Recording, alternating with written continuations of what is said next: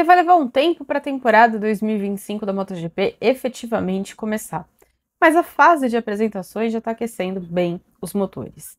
2 dias depois de a Trackhouse exibir as motos do Ai Ogura e do Raul Fernandes para 2025, chegou a vez da Aprilia mostrar as máquinas com que Jorge Martin e Marco Bezzecchi vão competir nesse ano. Mas o evento que aconteceu nesta quinta-feira, na sede da emissora italiana Sky, em Milão, não tinha o layout exatamente como o principal foco das atenções. É claro que estava todo mundo curioso para saber como seria essa pintura, que aliás é bem parecida com a do ano anterior. Mas a atenção mesmo, ou a curiosidade mesmo, estava em torno de que número o Jorge Martin usaria nesse ano. E se você apostou que ele ia usar o número 1, parabéns, porque essa foi mesmo a escolha. Martin explicou que ele sempre soube que ele usaria o número 1, porque ele trabalhou a vida inteira para conquistar esse direito, então que ele não ia deixar passar essa oportunidade. O número 1 não é exatamente popular na MotoGP. Ele passou muito tempo ausente. Também porque Valentino Rossi e Marc Marques conquistaram muitos títulos em sequência, e eles nunca trocaram os números, né? O Rossi sempre usou 46, Marc Marques sempre usou 93, mas não foram só eles que permaneceram com os números habituais. O Fábio Quartararo também não abandonou o 20, o Joan Mir também não abandonou o 36, mas também tinha uma teoria de que existia uma maldição em torno do número 1. Isso porque os pilotos que usaram o número 1, que ousaram usar o número 1, não conseguiram renovar o campeonato. Isso aconteceu com Alex Crivillé, isso aconteceu com Kenny Roberts Jr., isso aconteceu com Jorge Lorenzo, isso aconteceu com Casey Stoner. E aí criou-se essa teoria de que o número 1 dava azar. Mas a maldição foi quebrada justamente pelo Pecco Bagnaia. Ele usou depois do primeiro título, em 2023, e aí ele conseguiu renovar o campeonato, por isso conquistou o direito de usá-lo também em 2024. Foi uma maldição quebrada depois de 25 anos, porque o último piloto que tinha conseguido conquistar um título enquanto usava o número 1 tinha sido Mick Durham, quando ele conquistou o último dos 5 títulos dele nas 500 cilindradas. Estampar o número 1 vai dar uma pressão extra para a Aprilia, mas não seria exatamente diferente se fosse o 89, porque todo mundo sabe quem é o campeão mundial. O Jorge Martin fez história no ano passado, quando ele se tornou o primeiro piloto na era da MotoGP, 2002 para cá, a conquistar o título do Mundial de Pilotos, correndo por uma equipe satélite. É uma pressão importante para a Aprilia, por quê? Até aqui, você podia dizer assim, mas será que a moto é tão ruim? Ou será que é o piloto que não consegue? Será que é a moto que tem defeito ou é o piloto que não está fazendo tudo que pode? Você podia arrumar desculpas. A partir do momento em que você coloca um piloto que incontestavelmente tem capacidade de ser campeão mundial, porque ele é campeão mundial, você elimina as desculpas, né? Não tem alternativa. Se não der certo, o problema tá na moto, o problema não tá nele. Ele é campeão mundial, ele sabe fazer, ele sabe vencer corrida, ele sabe ganhar campeonato. Se não der certo, a culpa é sua. Você que não fez uma moto boa, você que não fez uma moto que desse certo, você que não fez uma moto capaz de levá-lo ao topo da MotoGP. Então a pressão em cima da Aprilia vai ser muito forte. Ela sabe disso. Ela fez essa escolha. Tudo bem, quando o contrato foi assinado, ele não era o campeão mundial. O título só veio na última corrida do ano. Mas ainda assim, era a segunda temporada seguida em que ele era um dos 2 postulantes à taça. Era uma pressão significativa. O Martin é basicamente o melhor piloto que já subiu na Aprilia. Então, eles vão ter, de certa forma, alguém que pode extrair mais da RSGP, mas também alguém que vai cobrar mais da RSGP. E não é que a moto seja ruim, muito pelo contrário, ela não é. No ano passado, foi a única moto que quebrou a hegemonia da Ducati, foi a única outra moto que conseguiu vencer além da Ducati, venceu com Maverick Viñales. Só que o problema da Aprilia é que tem corridas em que ela é dominante e tem corridas em que se ninguém falar, você não sabe que ela tá lá, porque às vezes ela é tão ruim que ela sequer aparece. Se não aparecer na lista que ela tá presente, ninguém nem nota.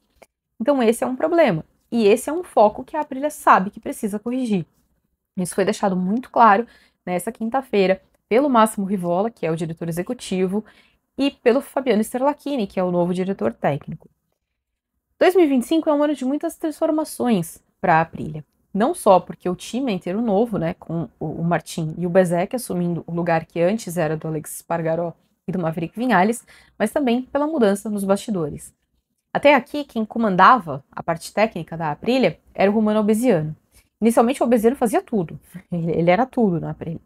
Aí eles decidiram contratar o Rivola, que assumiu, né, a direção executiva e livrou o Albesiano de algumas burocracias, vamos dizer assim, para que ele pudesse focar só na moto.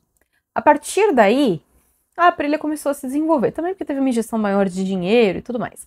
Mas a partir daí, a Aprilia começou a se desenvolver. Só que agora, o Albesiano foi contratado para ser diretor técnico da Honda, para tentar tirar a Honda do buraco. Então, eles precisavam de alguém para assumir essa posição. E eles foram atrás do Fabiano. O Sterlachini é um cara que fez carreira da Ducati, ele trabalhou muitos anos da Ducati, ele esteve envolvido nesse projeto dessa 17ª vencedora.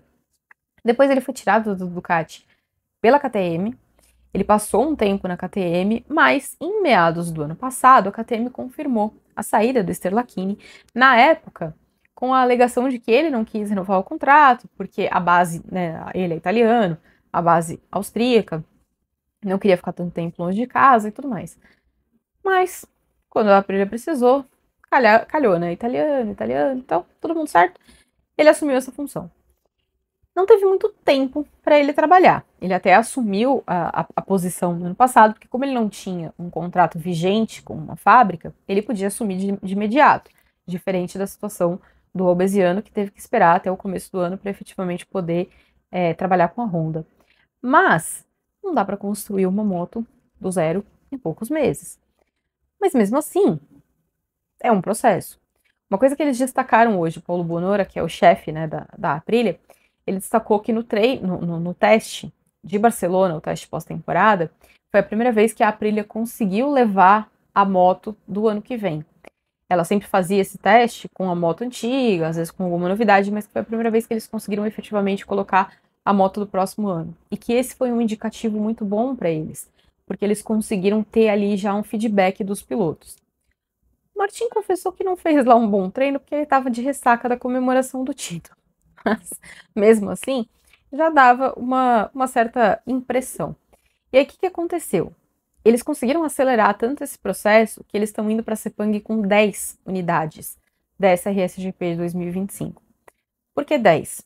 4 para o time de fábrica, 2 para cada piloto, 4 para track house, também 2 para cada piloto, e mais 2 para o Lorenzo Savadori, que é o piloto de testes. Savadori, que aliás teve o contrato renovado, e ele falou um pouquinho dessa nova moto, diz que eles trabalharam para afinar pequenos detalhes. Então, agilidade da moto, o comportamento dela e também a parte de aerodinâmica. De novo, a Aprilia não é ruim. A Aprilia é inconstante. A partir do momento em que ela for regular, ela vai ser uma moto muito mais competitiva. Se ela conseguir ter o mesmo nível de performance em todas as pistas, se ela não sofrer tanto quanto ela sofre com calor, se ela não sofrer tanto quanto ela sofre com as condições, com as características das pistas, aí ela vai ser uma moto muito competitiva. Então é isso que precisa, afinar alguns detalhes. Se o Fabiano Sterlachini conseguir fazer isso, vai dar bom. Agora, eles têm um time muito forte, porque o Martin é um piloto muito forte, ele é um piloto muito rápido e é um piloto que mostrou no ano passado que aprendeu a importância da regularidade. É isso que ele vai cobrar da Aprilia, inclusive. O Marco Bezzecchi não fez um 2024 muito bom, 2023 dele foi muito melhor, mas ele sofreu em 2024 com a moto da Ducati. A maioria dos pilotos que estavam com a GP23 sofreram, com exceção do Marc Marques, que conseguiu se entender com ela. O restante teve um pouco mais de dificuldade, mas também é um piloto que já se mostrou ser competitivo. A gente teve ao longo dos últimos dias algumas questões sobre o relacionamento dos dois, do Martin com o Bezzecchi. O próprio Martin deu declarações à imprensa dizendo que eles não são amigos. Eles brigaram pelo título na época da Moto3 e desde então eles tinham algumas questões. Hoje o Bezzecchi falou sobre isso durante a própria apresentação, né? Não foi nem em coletiva, foi no evento de apresentação mesmo. E aí ele falou que hoje eles têm um relacionamento melhor, que por causa da maturidade e tudo mais, e que eles vão trabalhar bem juntos, que o objetivo dos dois é o mesmo, que eles têm ali que focar em desenvolver a moto mesmo, que tem que trabalhar juntos, né? Que o que for bom para um vai acabar sendo bom para o outro. Então, nesse campo, eu não estou esperando grandes problemas. Eu acho que relacionamento a Aprilia não vai sofrer. Mas acho que a grande dificuldade vai ser essa mesmo, conseguir aparar as arestas, afinar o pouquinho que falta. Não é uma moto que precisa de uma grande revolução, é uma moto que precisa de uma pequena melhora. Por falar em revolução, também não tem revolução no layout, né? Um layout que mantém a base preta fosca, que é linda por sinal, com alguns detalhes em vermelho e muito pouquinho em roxo. No ano passado tinha um pouco mais de roxo na moto.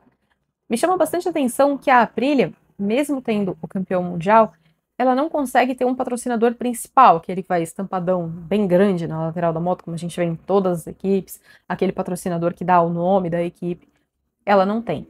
Mas ela agora tem uma empresa italiana que tá. No ano passado estava com a Trackhouse e agora está com eles. O Máximo Rivola, né, o diretor executivo, ele deu uma declaração dizendo que a MotoGP é um pouco cara demais e que ele espera que na próxima renovação de contrato, né, entre as equipes e a Dorna, eles consigam aparar algumas coisinhas, melhorar algumas coisinhas para tentar sanar esse custo, mas ele também está torcendo para que a chegada do Liberty Media, se a União Europeia deixar, permita que os norte-americanos façam aquele toque mágico, palavras dele, não minha, daquilo que eles fizeram com a Fórmula 1, para que a MotoGP possa ter a visibilidade que ela merece. Ele destacou que a MotoGP não tem o retorno que ela deveria ter pelo show que ela oferece. Isso eu super concordo. Eu acho que a MotoGP é um baita de um espetáculo e ela deveria ter mais popularidade por aquilo que ela oferece. Mas isso vai ser um assunto para outra hora. O de hoje é moto muito parecida com o que a gente tinha antes, segue linda por sinal, precisa melhorar um pouquinho, ser estável, vem aí com um time muito forte, pressionada pelo uso do número 1 e pela presença do campeão mundial, mas trabalhando duro para corresponder. Se vai conseguir ou não, veremos ao longo de 2025. Mas me conta aí, vocês gostaram do layout ou não? E qual é a aposta de vocês pro ano da Aprilia? Me conta e a gente se vê depois. Valeu!